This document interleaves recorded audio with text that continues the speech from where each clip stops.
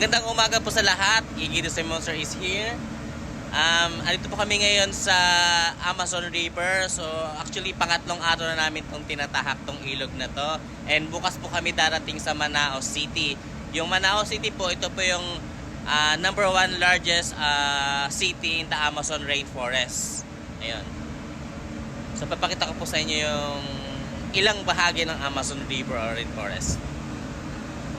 Habang nasa bridge ako kagabi, talagang pinagmamasdan ko yung ganda ng Amazon River tsaka ng forest niya. So may mga bahay-bahay siya, sobrang layo. So nagtanong ako sa piloto kung meron bang mga highways doon. Sabi niya wala daw. Ang primary, nag-iisang transportation nila is yung bangka-bangka lang. So nakikita ko talaga yung mga bahay is watak-watak. Tulad nito, yan. Iisa lang yung bahay na yan. Nandyan. Tapos, susundan pa yan ng malayo. Wala, halos wala na nga. So sabi ko sa paasa ko, di napaka-difficult ka ko mabuhay dito. Sabi ng piloto, oo daw, sobra. So, ayan, may nagbabangka doon, no. Ayan, may bangka dito. Ayun. Ayun, tuturo ko. Diyan, no.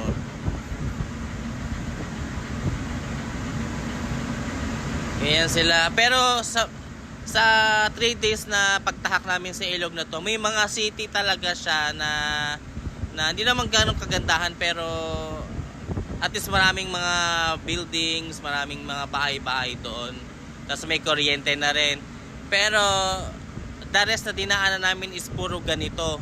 Yan. Pa isa-isa lang yung bahay. Minsan na may mga 20 lang yung bahay. Ganon.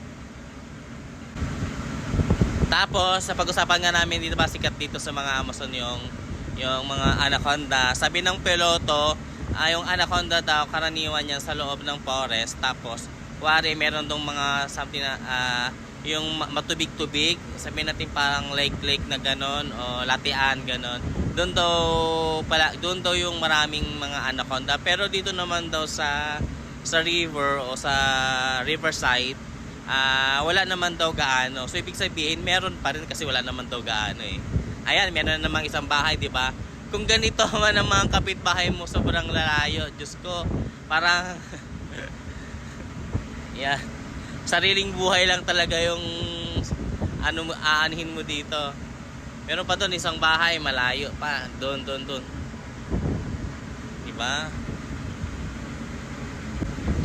So walang kuryente, malamang gumagamit sila dito ng mga kerosene kasi meron naman silang mga bangka. Syempre yung bangka, ano bang nilalagay nila sa bangka kundi crudo or gasolina. Siguro bumibili na rin silang kerosene para medyo mas mura yung ginagamit siguro nila. Ewan ko lang yun lang yung palagay ko. Ayan. As in talaga sa mga buong duty ko, amazed talaga ako sa lugar na to. Kaya lagi ako nag-binocular sa mga bahay-bahay. Wala naman ako nakikitang tao. Ewan ko, siguro busy sa loob. Ganon. Tapos may mga bakahan naman sila.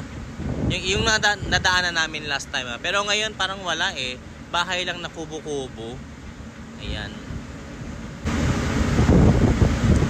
Grabe, sobrang ganda dito sa Amazon rainforest or tsaka river. Mangha talaga ako. Ang tataas ng mga puno nila kumpara sa atin. Wala yung mga puno sa atin dito malalaki.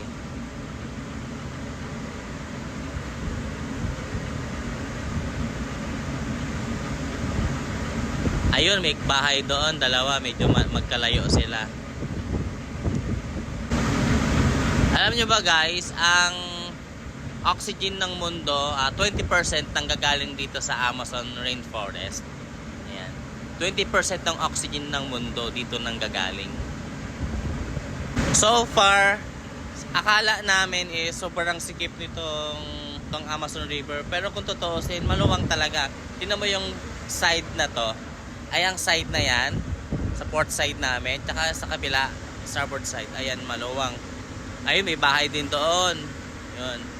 Akala talaga namin sobrang sikip. Siguro merong part siguro dito sa Amazon River na sobrang sikip na napapanood namin na halos yung mga puno ito matama na sa deck ng barko. Siguro sa ibang daan yun dito. Kasi dito kami dumaan sa Maluwang.